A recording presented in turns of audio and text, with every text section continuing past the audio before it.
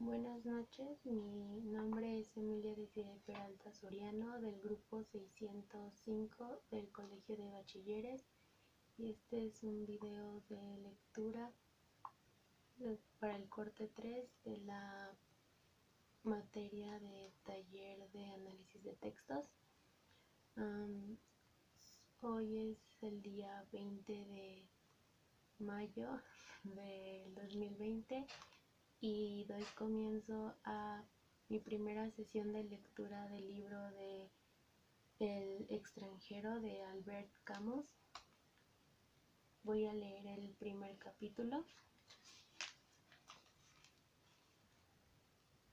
Hoy ha muerto mamá, o quizá ayer, no lo recuerdo. Recibí un telegrama del asilo. Falleció su madre, entierro mañana, sentidas condolencias. Pero no quiero decir nada. Quizás haya sido ayer. El asilo de ancianos está en Marengo, a 80 kilómetros de Argel. Tomaré el autobús a las 2 y llegaré por la tarde. De esa manera podré velarla y regresaré mañana por la noche. Pedí 2 días de licencia a mi jefe y no pudo negármelos antes de unas cosas semejante, pero no parecía satisfecho. Llegué a decirle, no es culpa mía. No me respondió. Pensé entonces que no debía haberle dicho esto. Al fin y al cabo, no tenía por qué excusarme. Más bien le correspondía a él presentarme las condolencias. Pero lo hará sin duda pasado mañana, cuando me vea de luto. Por ahora es un poco como si mamá no estuviera muerta. Después del entierro, por el contrario, será un asunto archivado y todo habrá adquirido un aspecto más oficial. Tomé el autobús a las 2. Hacía mucho calor. Comí en el restaurante de Celeste, como de costumbre. Todos se condolieron mucho de mí, y Celeste me dijo, madre y una sola. Cuando partí me acompañaron hasta la puerta. Me sentí un poco aturdida, pues fue necesario que subiera hasta la habitación de Manuel para pedirle prestado una corbata negra y un brazal. Él perdió a su tío hace unos meses. Corrí para alcanzar el autobús. Me sentí adormecido sin duda por la prisa y la carrera, añadidas al vaivén, al olor a gasolina y a la reverberación del camino y del cielo. Dormí casi todo el trayecto, y cuando desperté estaba apoyado contra un militar que me sonrió y me preguntó si venía de lejos. Dije sí, para no tener que hablar más. El asilo está a 2 kilómetros del pueblo. Recorrí el camino a pie. Quise ver a mamá enseguida, pero el portero me dijo que era necesario ver antes al director. Como estaba ocupado, esperé un poco. Mientras tanto, el portero me estuvo hablando y enseguida vi al director. Me recibió en su despacho. Era un viejecito condecorado con la Legión del Honor. Me miró con sus ojos claros. Después me estrechó la mano y la retuvo tanto tiempo que yo no sabía cómo retirarla. Consultó un legajo y me dijo, la señora de Meursault entró aquí hace 3 años. Usted era su único sostén. Creí que me reprochaba alguna cosa y empecé a darle explicaciones, pero me interrumpió. No tiene usted por qué justificarse, hijo mío. He leído el legajo de su madre. Usted no podía subvenir a sus necesidades. Ella necesitaba una enfermera. Su salario es modesto. Y al fin de cuentas era más feliz aquí. Dije, sí, señor director. Él agregó, ¿sabe usted aquí tenía amigos, personas de su edad? Podría compartir recuerdos de otros tipos. Usted es joven y ella debe aburrirse con usted.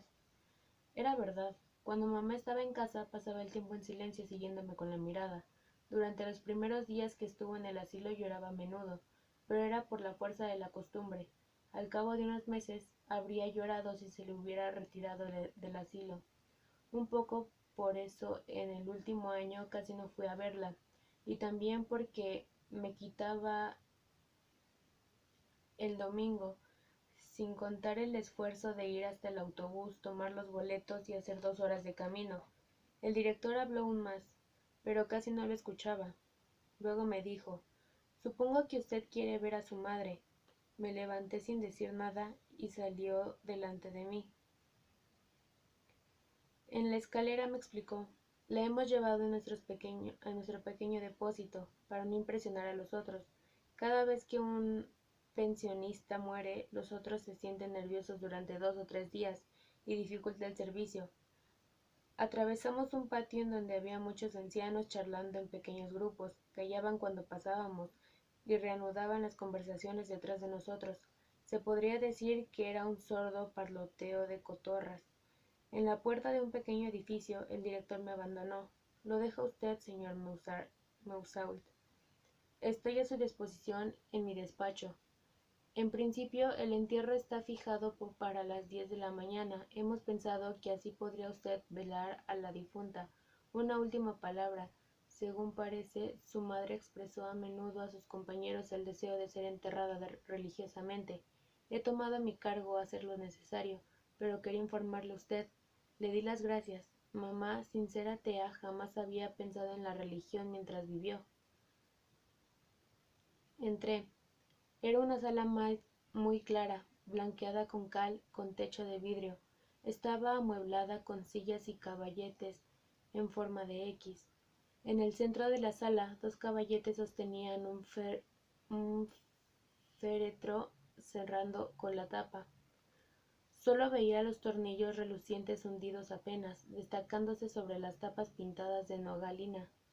Junto al féretro estaba una enfermera árabe, con blusa blanca y un pequeño pañuelo de color vivo en la cabeza. En ese momento el portero entró detrás de mí. Debí haber corrido, tartamudeé un poco. La hemos tapado, pero voy a destornillar el cajón para que usted pueda verla. Se aproximaba al féretro. Cuando lo paré, me dijo: ¿No quiere usted? Respondí: no.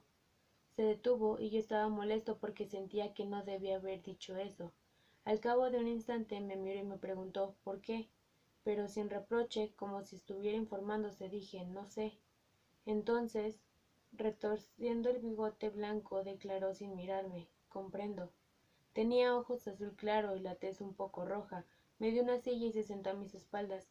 La enfermera se levantó y se dirigió hacia la salida. El portero me dijo: tiene una úlcera. Como no comprendía, miré a la enfermera y vi que llevaba por debajo de los ojos una venda que le rodeaba la cabeza. A la altura de la nariz la venda estaba chata. En un rostro solo se veía la blancura del vendaje. Cuando salió el portero habló: lo voy a dejar solo. No sé qué ademán hice, pero se quedó de pie, detrás de mí. Su presencia me molestaba. Llenaba la habitación una hermosa luz de media tarde. 2 abejorros zumbaban contra el techo de vidrio, y sentía que el sueño se apoderaba de mí sin volver hacia él. Dije al portero: ¿hace mucho tiempo que está usted aquí? Inmediatamente respondió: 5 años, como si hubiera estado esperando mi pregunta. Charló mucho enseguida. Tenía 64 años y era parisiense. Lo interrumpí en ese momento. Ah, ¿usted no es de aquí? Luego recordé que antes de llevarme a ver al director me había hablado de mamá. Me había dicho que era necesario enterrarla cuanto antes porque la llanura hacía calor, sobre todo en esta región. Entonces me había informado que había vivido en París y que le costaba mucho olvidarlo. En París se retiene al muerto 3 o a veces 4 días. Aquí no hay tiempo. Todavía no se ha hecho uno a la idea cuando hay que salir corriendo detrás del carro fúnebre.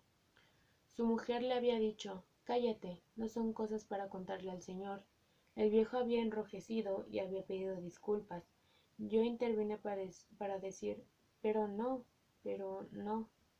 Me pareció que lo que contaba era apropiado e interesante. En el pequeño depósito me informó que había ingresado en el asilo como indigente. Como se sentía válido, se había ofrecido para el puesto de portero. Lo hice notar que era pensionista. Me dijo que no. Ya me había llamado la atención la manera que tenía de decir ellos, los otros, y más raramente los viejos. Al hablar de los pensionistas, pero naturalmente no era la misma cosa. Él era portero, y en cierta medida tenía derecho sobre ellos. La enfermera entró en ese momento. La tarde había caído bruscamente, la noche se había espesado muy rápidamente sobre el vidrio del techo. El portero oprimió el conmutador y quedé cegado por el repentino resplandor de la luz. Me invitó a dirigirme al comedor para cenar, pero no tenía hambre. Me ofreció entonces traerme una taza de café con leche, y un momento después regresó con una bandeja. Bebí. Tuve deseos de fumar, pero dudé, porque no sabía si podía hacerlo delante de mamá. Reflexioné, no tenía importancia alguna. Ofrecí un cigarrillo al portero y fumamos. En un momento dado me dijo, ¿sabe usted? Los amigos de su señora madre van a venir también. Es la costumbre. Tengo que ir a buscar sillas y café negro. Le pregunté si se podía apagar una de las lámparas. El resplandor de la luz contra las paredes blancas me cansaba. Me dijo que no era posible. La instalación estaba hecha así, o todo o nada. Salió, volvió, dispuso las sillas. Sobre una de ellas apiló tazas en torno de una cafetera. Luego se sentó enfrente de mí. Del otro lado de mamá también estaba la enfermera. En el fondo colocaba de espaldas. Yo no veía lo que hacía, pero por el movimiento de los brazos me pareció que tejía. La temperatura era agradable, el café me había recalentando, y por la puerta abierta entraba el aroma de la noche y de las flores. Creo que dormiré un poco. Me despertó un roce. Como había tenido los ojos cerrados, la habitación me pareció aún más deslumbrante de blancura. Delante de mí no había ni la más mínima sombra, y cada objeto, cada ángulo, se dibujaba en una pureza que lastimaba los ojos. En ese momento entraron los amigos de mamá, eran una docena en total, y se deslizaban en silencio en medio de aquella luz encegadora. Se sentaron sin que crujiera una silla. Los veía como no he visto a nadie jamás, y ni un detalle de los rostros o de los trajes se me escapaba. Sin embargo, no los oía y me costaba creer que eran reales. Casi todas las mujeres llevaban delantal y el cordón de las ceñía la cintura hacía resaltar aún más sus abultados vientres. Nunca había notado hasta qué punto podía tener vientres la mujer anciana. Casi todos los hombres eran flaquísimos y llevaban bastón. Me llamaba la atención no ver los ojos en los rostros, sino solamente un resplandor sin brillo en medio de un nido de arrugas. Cuando finalmente se sentaron, casi todos me miraron e inclinaron la cabeza con modestia, los labios sumidos en la boca desdentada, sin que pudiera saber si me saludaban. Advertí en ese momento que estaban todos cabeceando, sentados frente a mí, en torno al portero. Por un momento tuve la ridícula impresión de que estaban ahí para juzgarme. Poco después una de las mujeres echó a llorar. Estaba en la segunda fila, oculta por una de sus compañeras, y no la veía bien. Lloraba con pequeños gritos regularmente. Me parecía que no se detenía jamás. Los demás parecían no oírla. Se mostraban abatidos, tristes y silenciosos. Miraban al féretro o a sus bastones o a cualquier cosa, pero no miraban a nada más. La mujer seguía llorando. Yo estaba muy asombrado porque no la conocía. Hubiera querido no oírla más. Sin embargo, no me atreví a decírselo. El portero se inclinó hacia ella y le habló, pero sacudió la cabeza murmurando algo y continuó llorando con la misma regularidad. El portero vino entonces hacia mi lado, se sentó cerca de mí. Después de un rato bastante largo, me informó sin mirarme. Estaba muy unida con su señora madre. Dice que era su única amiga aquí y que ahora ya no le queda nadie. Quedamos un largo rato así. Los suspiros y los sollozos de las mujeres se hicieron más raros. Sorbía mucho, luego por fin se calló. Yo no tenía más sueño, pero me sentía fatigado y me dolía la cintura. Ahora me resultaba penoso el silencio de toda esa gente. Solo de vez en cuando oía un ruido singular y no podía comprender qué era. A la larga acabé por adivinar que algunos de los ancianos chupaban el interior de sus mejillas y dejaban escapar unos raros chasquidos. Tan absortos estaban en sus pensamientos que ni se daban cuenta. Tenía la impresión de que aquella muerta acostada en medio de ellos no significaba nada ante sus ojos, pero ahora creo que es una impresión falsa. Todos tomamos café, servido por el portero. Después, no sé más. La noche pasó. Recuerdo que en cierto momento abrí los ojos y vi que los ancianos dormían amontonados, excepto uno, que me miraba fijamente, con la barbilla apoyada en el dorso de las manos aferradas al bastón, como si no esperara más de mi despertar.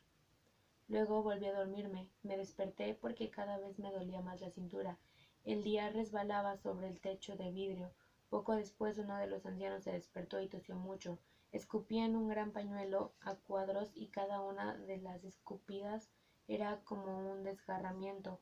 Despertó a los dos y el portero les dijo que debían marcharse. Se levantaron. La incómoda velada les había dejado los rostros de color ceniza. Al salir con gran asombro mío, todos me estrecharon la mano como si esa noche durante la cual no cambiamos una palabra hubiera acrecentado nuestra intimidad. Estaba fatigado. El portero me condujo a su habitación y pude arreglarme un poco. Tomé café con leche, que estaba muy bueno. Cuando salí ya era completamente de día. Sobre las colinas se separaban a Marengo del mar, el cielo estaba arrebolado y el viento tenía olor a sal. Se preparaba un hermoso día. Hacía mucho que no iba al campo y sentía el placer que habría tenido en pasearme de no haber sido por mamá. Pero esperé en el patio, debajo de un plátano. Aspiraba el olor de la tierra fresca y no tenía más sueño. Pensé en los compañeros de oficina. A esta hora se levantan para ir al trabajo, pero para mí era siempre la hora más difícil. Reflexioné un momento sobre esas cosas, pero me distrajo una campana que sonaba en el interior de los edificios. Aparecieron movimientos detrás de las ventanas. Luego todo quedó en calma. El sol estaba en largo más alto en el cielo. Comenzaba a calentarme los pies. El portero cruzó el patio y me dijo que el director me llamaba. Fui a su despacho, me hizo firmar una gran cantidad de documentos. Vi que estaba vestido de negro con pantalón a rayas. Tomó el teléfono y me interpeló. Los empleados de pompas fúnebres llegaron hace un momento. Voy a pedirles que vengan a cerrar el féretro. ¿Quiere usted ver antes a su madre por última vez? Dije que no. Ordenó por teléfono, bajando la voz. Figiat, diga usted a los hombres que pueden ir. Enseguida me dijo que asistiría al entierro y le di las gracias. Se sentó ante el escritorio y cruzó las pequeñas piernas. Me advirtió que yo y él estaríamos solos con la enfermera de servicio. En principio, los pensionistas no debían de asistir a los entierros. Él solo les permitiría velar, en cuestión de humanidad, señaló, pero en este caso había autorizado a seguir el cortejo a un viejo amigo de mamá, Tomás Pérez. Aquí el director sonrió. Me dijo: «Comprende usted, es un sentimiento un poco pueril, pero él y su madre casi no se separaban. En el asilo les hacían bromas, les decían a Pérez, es su novia». Pérez reía, aunque les complacía. La muerte de la señora de Meursault le ha afectado mucho. Creí que no debía de negarle la autorización, pero le prohibí velarla ayer por consejo del médico visitador. Quedamos silenciosos bastante tiempo. El director se levantó y miró por la ventana del despacho. Después de un momento observó: «Ahí está el cura de Marengo. Viene antes de la hora». Me advirtió que llevaría 3/4 de hora de marcha, por lo menos, llegar a la iglesia, que se halla en el pueblo mismo. Bajamos. Delante del edificio estaba el cura y dos monaguillos. Uno de estos tenía el incensario y el sacerdote se inclinaba hacia él para regular el largo de la cadena de plata. Cuando llegamos, el sacerdote se incorporó, me llamó «hijo mío» y me dijo algunas palabras. Entró, yo lo seguí. Vi de una ojeada a los tornillos de féretro estaban hundidos y que había 4 hombres negros en la habitación. Oí al mismo tiempo al director decirme que el coche esperaba en la calle y el sacerdote comenzar las oraciones. A partir de ese momento todo se desarrolló muy rápidamente. Los hombres avanzaron hacia el féretro con un lienzo. El sacerdote, sus acompañantes, el director y yo salimos. Delante de la puerta estaba una señora que no conocía. El señor Meursault, dijo el director. No oí el nombre de la señora y comprendí solamente que era la enfermera delgada. Inclinó sin una sonrisa el rostro huesudo y largo. Luego nos apartamos para dejar pasar el cuerpo. Seguimos a los hombres que lo llevaban y salimos del asilo. Delante de la puerta estaba el coche, lustroso, oblongo y brillante. Hacía pensar en una caja de lápices. A su lado estaban el empleado de la funeraria, hombrecillo de traje ridículo y un anciano de aspecto tímido. Comprendí que era Pérez. Llevaba un sombrero de fieltro blando con copa redonda y alas anchas. Se lo quitó cuando el féretro pasó por la puerta. Un traje cuyo pantalón se arrollaba sobre los zapatos y un lazo de género negro demasiado pequeño para la camisa del cuello blanco grande. Los labios le temblaban bajo la nariz rellena de puntos negros. Los cabellos blancos bastante finos dejaban pasar unas curiosas orejas colgantes y mal orladas, cuyo color rojo sangre me sorprendió en aquella pálida fisonomía. El hombre de la funeraria nos indicó nuestros lugares. El sacerdote caminaba delante, luego el coche en torno de él, los 4 hombres detrás, el director y yo, y cerrando la marcha, la enfermera delegada y Pérez. El cielo estaba lleno de sol. Comenzaba a pensar sobre la tierra y el calor aumentaba rápidamente. No sé por qué habíamos esperado tanto tiempo antes de ponernos en marcha. Tenía calor con mi traje oscuro. El viejecito no se había cubierto. Se quitó nuevamente el sombrero. Me había vuelto un poco hacia su lado y le miraba cuando el director me habló de él. Me dijo que a menudo mi madre y Pérez iban a pasear por las tardes hasta el pueblo acompañados por una enfermera. Miré el campo a mi alrededor. A través de las líneas de cipreses se aproximaban las colinas al cielo, de aquella tierra rojiza y verde, de aquellas casas pocas y bien dibujadas. Comprendía a mi madre. La tarde, en esta región, debía de ser como una tregua melancólica. Hoy, el sol desbordante que hacía estremecer el paisaje, lo tornaba inhumano y deprimente. Nos puso en marcha. En ese momento noté que Pérez cojeaba ligeramente. Poco a poco el coche tomaba velocidad y el anciano perdía terreno. Uno de los hombres que rodeaban el coche también se había dejado pasar y caminaba ahora a mi altura. Me sorprendió la rapidez con que el sol se elevaba en el cielo. Advertí que hacía ya tiempo que el campo resonaba con el canto de los insectos y el crujir de la hierba. El sudor me corría por las mejillas. Como no tenía sombrero, me abanicaba con el pañuelo. El empleado de pompas fúnebres me dijo entonces algo que no oí. Al mismo tiempo se secaba el cráneo con un pañuelo que tenía en la mano izquierda, mientras que con la derecha levantaba el borde de la gorra.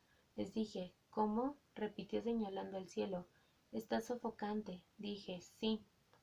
Poco después me preguntó, ¿es su madre la que va ahí? Otra vez dije, sí. ¿Era vieja? Respondí, más o menos, pues no sabía la edad exacta. Enseguida se calló. Me di la vuelta y vi al viejo Pérez a unos 50 metros detrás de nosotros. Se apresuraba, columpiándose el sombrero al vaivén de los brazos. Miré también al director. Caminaba con mucha dignidad, sin un gesto inútil. Algunas gotas de sudor le parlaban la frente, pero no se la secaba. Me pareció que el cortejo marchaba un poco más deprisa. A mi alrededor continuaba siempre el mismo campo luminoso colmado de sol. El resplandor del cielo era insostenible. En un momento dado pasamos por una parte del camino que había sido arreglada recientemente. El sol había hecho estallar el alquitrán. Los pies se hundían en él y dejaban abierta su carne brillante. Por encima del coche, la galera luciente del cochero parecía haber sido amasada con ese fango negro. Yo estaba un poco perdido entre el cielo azul y blanco y la monotonía de aquellos colores negros viscosos de alquitrán abierto, negro opaco de las ropas, negro lustroso del coche. Todo esto, el sol, el olor del cuero y del estiércol del coche, el del barniz y el del incienso, a la fatiga de una noche de insomnio, me turbaba la mirada y las ideas. Me volví una vez más. Pérez me pareció muy lejos, perdido en una nube de calor. Luego no lo divisé más. Lo busqué con la mirada y vi que había dejado el camino y tomado a campo traviesa. Comprobé también que el camino doblaba delante de mí. Comprendí que Pérez, que conocía la región, cortaba por el campo para alcanzarnos. Al dar la vuelta se nos había reunido. Luego lo perdimos. Volví a tomar el campo traviesa y así varias veces. Yo sentía la sangre que me golpeaba en las sienes. Todo ocurrió enseguida, con tanta precipitación, certidumbre y naturalidad que no recuerdo nada más. Solo una cosa: a la entrada del pueblo, la enfermera delgada me habló. Tenía una voz singular que no correspondía a su rostro, una voz melodiosa y trémula. Me dijo: si uno anda despacio, corre el riesgo de una insolación, pero si andas demasiado aprisa, transpiras y en la iglesia pesca un resfriado. Tenía razón, no había escapatoria. Todavía retengo algunas imágenes de aquel día. Por ejemplo, el rostro de Pérez cuando se nos unió cerca del pueblo por última vez. Gruesas lágrimas de nerviosidad y de pena le chorreaban por las mejillas, pero las arrugas no las dejaba caer. Se extendían, se juntaban y formaban un barniz de agua sobre el rostro marchito. Recuerdo también la iglesia y los aldeanos en las aceras, los geranios rojos en las tumbas del cementerio, el desvanecimiento de Pérez. Se habría podido pensar que era un títere dislocado.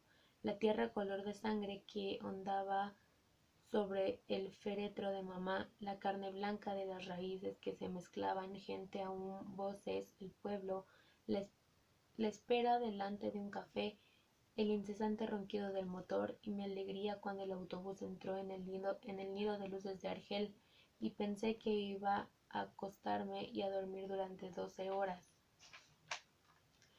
Voy a leer el capítulo 2. Capítulo 2. Cuando me desperté comprendí por qué el patrón tenía aspecto descontento cuando le pedí 2 días de licencia. Hoy es sábado. Por decirlo así, lo había olvidado, pero se me ocurrió la idea al levantarme. Naturalmente el patrón pensó que con el domingo tendría 4 días de licencia, y eso no podía gustarle. Pero por una parte no es culpa mía que hayan enterrado a mamá ayer en vez de hoy, y por otra parte hubiera tenido el sábado y el domingo de todos modos. Por supuesto, esto no me impide comprender a mi patrón. Me costó levantarme porque la jornada de ayer me había cansado. Mientras me afeitaba me pregunté qué podía hacer y resolví ir a bañarme. Tomé el tranvía para ir al establecimiento de baños del puerto. Ahí me zambullí en la entrada. Había muchos jóvenes. En el agua encontré a María Cardona, antigua dactilógrafa de mi oficina, a la que había deseado en otro tiempo. Creo que ella también, pero se había marchado poco después y no tuvimos ocasión. La ayudé a subir a una balsa y rocé sus senos en ese movimiento. Yo estaba todavía en el agua cuando ella ya se había colocado boca abajo sobre la balsa. Se volvió hacia mí, tenía los cabellos sobre los ojos y reía. Me hice a su lado sobre la balsa. El tiempo estaba espléndido y, como bromeando, dejé ir la cabeza hacia atrás y la pose sobre su vientre. No dijo nada y quedé así. Me daba en los ojos todo el cielo azul y dorado. Bajo la nuca sentía latir nuevamente el vientre de María. Nos quedamos largo rato sobre la balsa medio dormidos. Cuando el sol estuvo demasiado fuerte se zambulló y la seguí. La alcancé, pasé la mano alrededor de su cintura y nadamos juntos. Ella reía siempre. En el muelle, mientras nos secábamos me dijo: «Soy más morena que tú». Le pregunté si quería ir al cine esta noche. Volvió a reír y me dijo que quería ver una película de Fernández. Cuando nos vestimos, pareció muy asombrada al verme con corbata negra y me preguntó si estaba de luto. Le dije que mamá había muerto. Como quiso saber cuándo respondí: «Ayer». Se estremeció un poco, pero no dijo nada. Estuve a punto de decirle que no era mi culpa, pero me detuve porque pensé que ya lo había dicho mi patrón. Todo esto no significaba nada. De todos modos, uno siempre es un poco culpable. Por la noche María había olvidado todo. La película era graciosa a ratos y luego demasiado tonta, en verdad. Ella apretaba su pierna contra la mía. Yo la acariciaba los senos. Hacia el fin de la función la besé, pero mal. Al salir vino a mi casa. Cuando me desperté, María se había marchado. Me había explicado que tenía que ir a casa de su tía. Pensé que era domingo y me fastidió. No me gusta el domingo. Me di vuelta en la cama, busqué en la almohada el olor a sal que había dejado allí los cabellos de María y dormí hasta las 10. Luego estuve fumando cigarrillos hasta mediodía, siempre acostado. No quería almorzar en el restaurante de Celeste como de costumbre, porque indudablemente me hubieran formulado preguntas, cosa que no me gusta. Cocí unos huevos y los comí solos, sin pan, porque no tenía más y no quería bajar a comprarlo. Después del almuerzo me aburrí un poco y anduve sin rumbo por el departamento. Resultaba cómodo cuando mamá estaba ahí. Ahora es demasiado grande para mí y no tuve que trasladar a mi cuarto la mesa del comedor. No vivo más que en esta habitación, entre sillas de paja un poco hundidas, el ropero cuyo espejo está amarillento, el tocador y la cama de bronce. El resto está abandonado. Un poco más tarde, por hacer algo, tomé un periódico viejo y lo leí. Recorté un aviso de la sal Cruzen y lo pegué en un cuaderno viejo donde pongo las cosas que me divierten en los periódicos. También me lavé las manos y, para concluir, me asomé al balcón. Mi cuarto da sobre la calle principal del barrio. Era una hermosa tarde, sin embargo, el pavimento estaba grasiento. Había poca gente y apurada. Pasó primero una familia que iba de paseo, 2 niños de traje de marinero, los pantalones sobre las rodillas, un tanto trabados dentro de las ropas rígidas, y una niña con un gran lazo color de rosa y zapatos de charol. Detrás de ellos una madre enorme, vestida de seda castaña, y el padre, un hombrecillo bastante endeble que conocía de vista. Llevaba sombrero de paja, corbata de lazo y un bastón en la mano. Al verle con su mujer comprendí que en el barrio se decía de él que era distinguido. Un poco más tarde pasaron los jóvenes del arrabal, de pelo lustroso y corbata roja, chaqueta muy ajustada, bolsillos bordados y un zapato de punta cuadrada. Pensé que iban a los cines del centro porque partían muy temprano y se apresuraban a tomar el tranvía, riendo estrepitosamente. Después que ellos pasaron, la calle quedó poco a poco desierta. Creo que en todas partes había comenzado los espectáculos. En las calles solo quedaban los tenderos y los gatos. Sobre las higueras que bordeaban la calle el cielo estaba límpido, pero sin brillo. En la acera de enfrente el cigarrero sacó la silla, la instaló delante de la puerta y montó sobre ella, apoyando los 2 brazos en el respaldo. Los tranvías, un momento antes cargaban de gente, estaban casi vacíos. En el café Pierrot, contiguo a la cigarrería, el mozo barría serrín en el salón desierto. Era realmente domingo. Volví a la silla y la coloqué como la del cigarrero porque me pareció que era más cómodo. Fumé 2 cigarrillos, entré a buscar un trozo de chocolate y volví a la ventana a comerlo. Poco después el cielo se oscureció y creí que íbamos a tener una tormenta de verano. Se despejó poco a poco, sin embargo, pero el paso de las nubes había dejado a la calle una promesa de lluvia que la volvía más sombría. Quedó largo rato mirando el cielo. A los 5 los tranvías llegaron ruidosamente. Traía del estadio cincuvecino racimo de espectadores colgados de los estribos y de los pasamanos. Los tranvías siguientes trajeron a los jugadores, que reconocí por las pequeñas valijas. Gritaban y cantaban a voz en alto que su club no perecería más. Varios me hicieron señas, uno hasta llegó a gritarme. «Les ganamos», dije, «sí», sacudiendo la cabeza, y a partir de ese instante los automóviles comenzaron a aglomerarse. El día avanzó un poco más, el cielo enrojeció sobre los techos y con la tarde que caía las calles se animaron, pero a poco regresaban los paseantes. Reconocí al señor distinguido en medio de otros. Los niños lloraban o se dejaban arrastrar. Casi enseguida los sienes del barrio volcaron sobre la calle una marea de espectadores. Los jóvenes tenían gestos más resueltos que de costumbre, y pensé que había visto una película de aventuras. Los que regresaban de los cines del centro llegaron un poco más tarde, parecían más graves. Todavía reían, parecían fatigados y soñadores. Se quedaron en la calle yendo y viniendo por la acera de enfrente.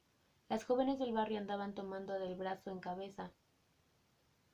Los muchachos se habían arreglado para cruzarse con ellas, y les lanzaban piropos de los que ellas reían volviendo la cabeza. Varias que yo conocía me hicieron señas. Las lámparas de la calle se encendieron bruscamente e hicieron palidecer las primeras estrellas que surgían en la noche. Sentía que mis ojos se cansaban mirando las aceras con su cargamento de hombres y de luces. Las lámparas hacían relucir el piso grasiento, y con intervalos regulares los tranvías volcaban sus reflejos sobre los cabellos brillantes, una sonrisa o una pulsera de plata. Poco después, con los tranvías más escasos y la noche ya oscura sobre los árboles y las lámparas, el barrio se vació insensiblemente, hasta que el primer gato atravesó lentamente la calle del nuevo desierta. Pensé entonces que era necesario comer. Me dolió un poco el cuello por haber estado tanto tiempo apoyado en el respaldo de la silla. Bajé a comprar pan y pastas, cociné y comí de pie. Quise fumar un cigarrillo en la ventana, pero sentí un poco de frío.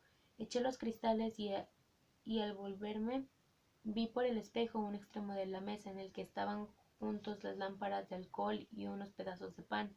Pensé que después de todo era un domingo de menos, que mamá estaba ahora enterrada, que iba a reanudar el trabajo y que en resumen nada había cambiado.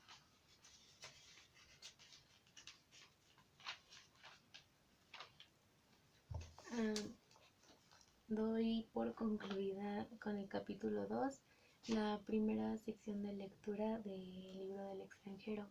Gracias.